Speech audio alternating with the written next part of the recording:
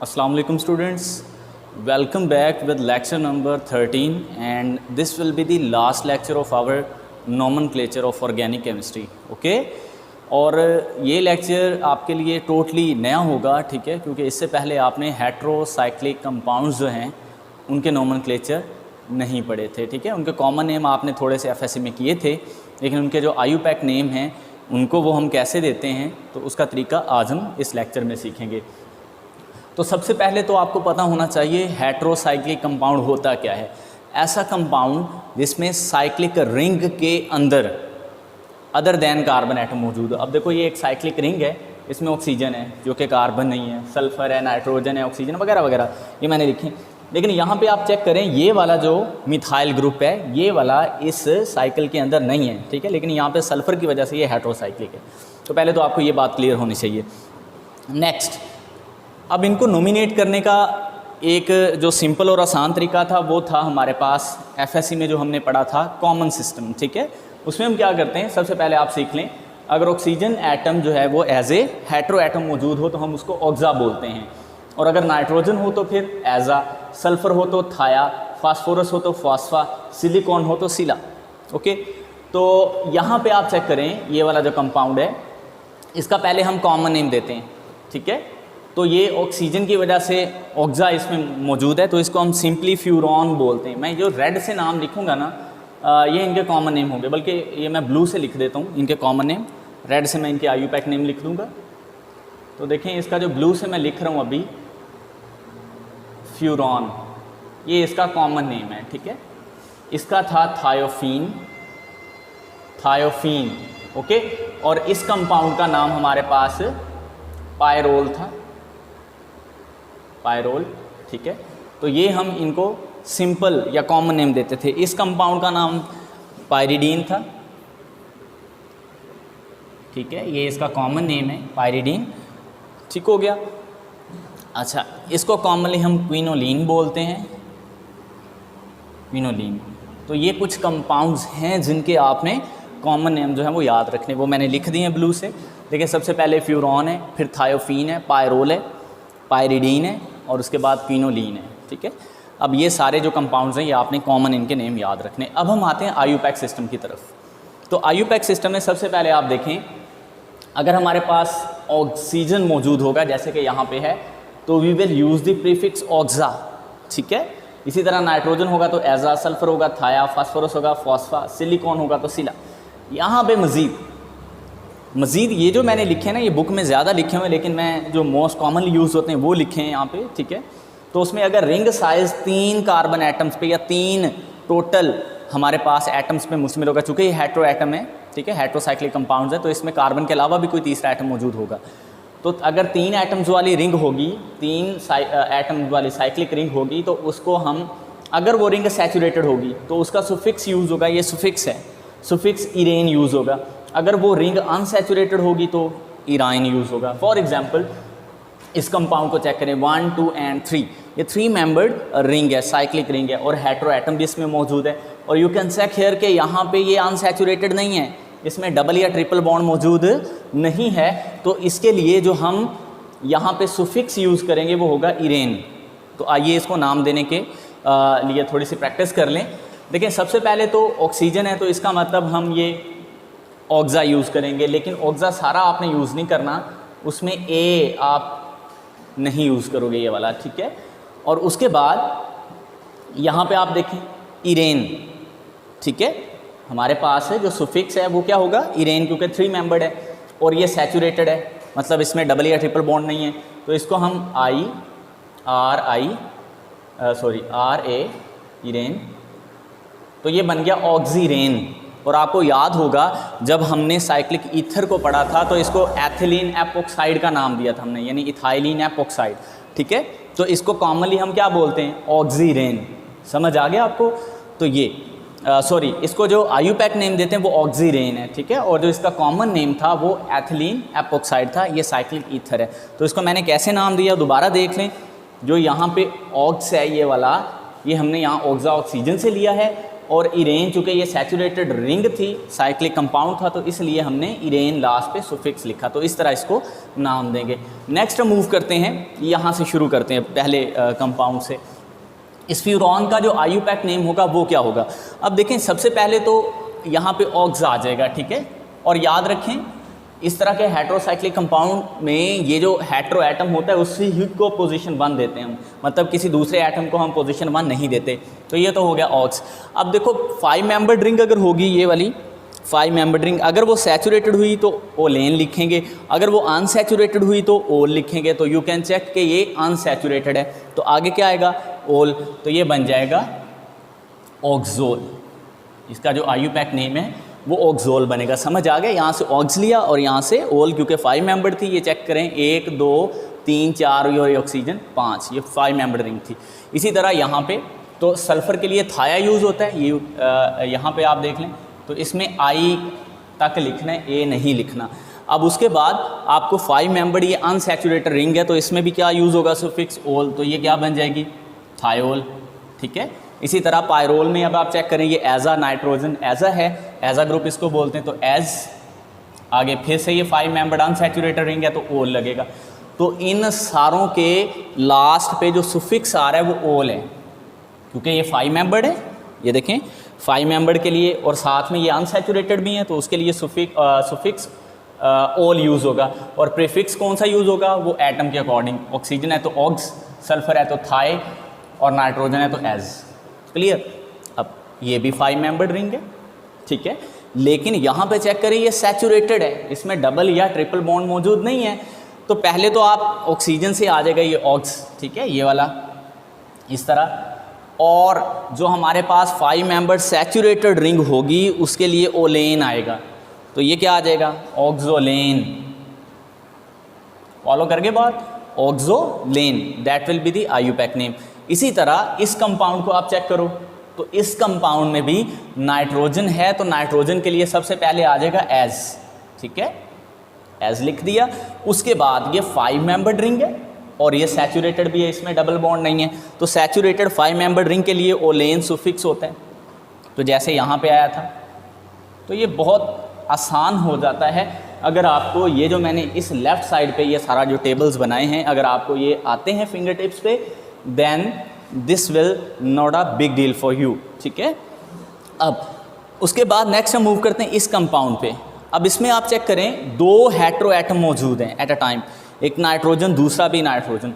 तो नंबरिंग यहाँ से जहाँ से मर्जी स्टार्ट कर सकते हैं, दोनों एक ही जैसे एटम है। तो 1 2 3, तो ये अगर नाइट्रोजन 1 है, ये दूसरा कार्बन एटम 2 पे, और ये तीसरा नाइट्रोजन एटम 3 पे।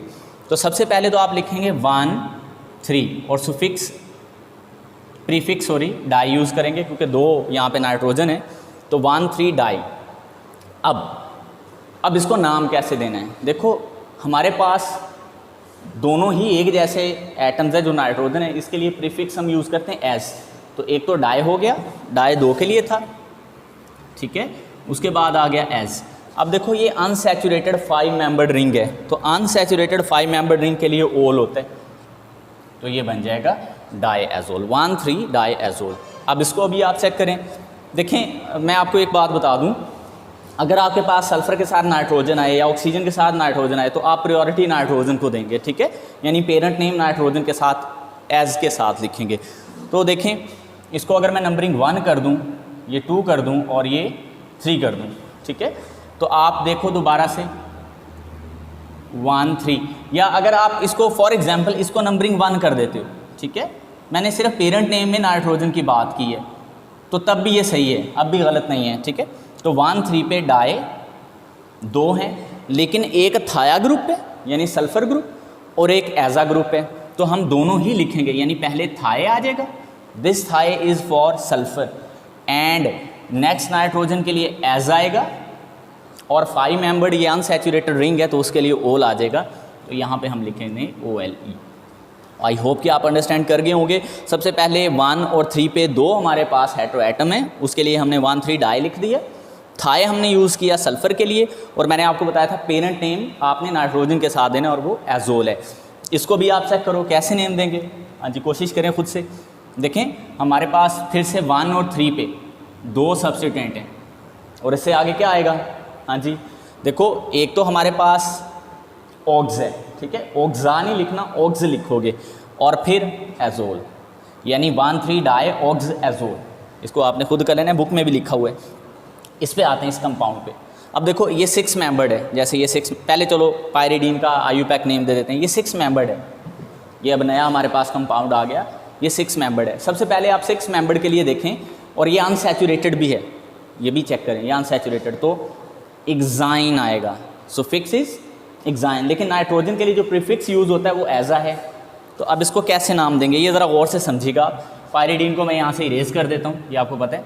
तो देखें, इसको हम लिखेंगे एज लिख दिया, वो हमने नाइट्रोजन के लिए सिर्फ यहाँ पे लिखा। 6 मेंबर्ड रिंग के लिए चूँकि अनसैचुरेटेड एक्साइन आएगा, लेकिन यहाँ पे याद रखिएगा आपने IX नहीं लिखना होता। 6 मेंबर्ड रिंग में ना ये वाला IX लिखते हैं ना ये वाला, ठीक है। एक्साइन और एक्जेन में IX हम नहीं लिखते नॉर्मली, ठीक है, क्योंकि इससे नाम जो है वो थोड़ा सा पेचीदा हो जाता है, कॉम्प्लेक्स हो जाता है। तो इससे बचने के लिए हम सिर्फ INE यूज़ करेंगे। तो ये क्या बन जाएगा? एजाइन।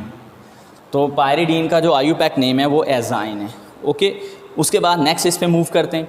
तो ये वाला जो कंपाउंड है ये भी 6 मेंबर्ड है, इसमें भी नाइट्रोजन है, तो यहाँ पे इसका भी नाम एज होगा, ठीक है। ये हाइड्रोजन मैं ऊपर की तरफ लगा देता हूँ, ये यहाँ पे, ठीक है। सो इसका नाम भी एज, नाइट्रोजन की वजह से। लेकिन क्या अब आइन आएगा या एन आएगा? तो सुफिक्स आएगा एन, क्योंकि ये सैचुरेटेड है, अब इसमें कोई डबल बॉन्ड नहीं है, तो ये एजेन बन जाएगा। अब यहाँ पे भी चेक करें, ये भी 6 मेंबर्ड है, लेकिन इसमें 2 ऑक्सीजन है, एक 1, 2, 3 और 4, यानी एक 1 पोजीशन पे और एक 4 पोजीशन पे, और ये 6 मेंबर्ड है। तो सबसे पहले तो आप लिखोगे 1,4 डाई ऑक्स। अब देखो 1 और 4 पोजीशन पे 2 ऑक्स यानी ऑक्सीजन है, एक तो ये बात क्लियर। फिर 6 मेंबर्ड ये सैचुरेटेड रिंग है, तो उसके लिए आप चेक करो, ये हमारे पास 6 मेंबर्ड सैचुरेटेड के लिए लास्ट पे क्या आएगा? एन, तो ये बन जाएगा 1,4 डाई ऑक्सेन, राइट। इसके बाद नेक्स्ट ये कंपाउंड को आप चेक करो, इसमें हमारे पास 1 और 4 पे 2 नाइट्रोजन है, तो 1,4 डाई एज आ जाएगा। लेकिन अब इसमें आइन आएगा, 6 मेंबर्ड रिंग है ना, आइन आएगा या एन? तो आइन आएगा क्योंकि अनसैचुरेटेड है, तो यहाँ पे ये बन जाएगा। तो बहुत आसान है इनको नाम देना, कोई मुश्किल ज़्यादा नहीं है, 1,4 डाई एजाइन। इसके बाद यहाँ पे चेक करो आप, तो ये 1 और 3 पे है, और आगे डाई एजाइन। आई होप कि आपको समझ आ रही होगी। उसके बाद ये वाला आप कंपाउंड चेक करो। अब अच्छा, ये थोड़ा सा डिफरेंट कंपाउंड है, एक तो इसमें ऑक्सीजन आ रही है, वो आप लिख दें यहाँ पे, ऑक्स हो गया। अब ये 6 मेंबर्ड है, तो 6 मेंबर्ड है भी अनसैचुरेटेड, देखो डबल बॉन्ड्स हैं यहाँ यहाँ, ठीक है, यहाँ भी डबल बॉन्ड है और यहाँ भी। वैसे नॉर्मली इसमें पता क्या होना चाहिए था, अगर ये वाली एरोमेटिक नहीं, ये जो बनी हुई थी ना, ये वाली एरोमेटिक नहीं है। क्यों नहीं है मैं बताता हूँ। देखें, नॉर्मली यहाँ पे एक डबल बॉन्ड होना चाहिए था, यहाँ पे और एक यहाँ, तो तब ये होती हमारे पास क्या भला एरोमेटिक। लेकिन यहाँ पे ये बॉन्ड नहीं है, ये वाला, ठीक है, तो सिर्फ 2 डबल बॉन्ड्स हैं, लेकिन फिर भी अनसैचुरेटेड है, अनसैचुरेटेड अभी भी है। तो इसके लिए लास्ट पे आइन आएगा, क्योंकि 6 मेंबर्ड है और अनसैचुरेटेड है, तो आइन आएगा। अभी जो मैंने बोला ना ये एरोमेटिक नहीं है, इसका क्राइटेरिया आप जो नेक्स्ट हम एक चैप्टर पढ़ेंगे, ठीक है, एरोमेटिक हाइड्रोकार्बन्स वाला, उसमें हम सीखेंगे कि एरोमेटिसिटी के लिए जो हक्कल रूल ऑफ एरोमेटिसिटी है वो इसको कैसे एक्सप्लेन करता है कि ये एरोमेटिक है या नहीं, लेकिन वो तो बाद का मसला है, अभी हम इसको सिर्फ नेम देंगे। तो ऑक्स आ गया हमारे पास, 6 मेंबर्ड के लिए हमारे पास जो कि अनसैचुरेटेड आइन आ जाएगा, वो मैं लिख देता हूँ आइन।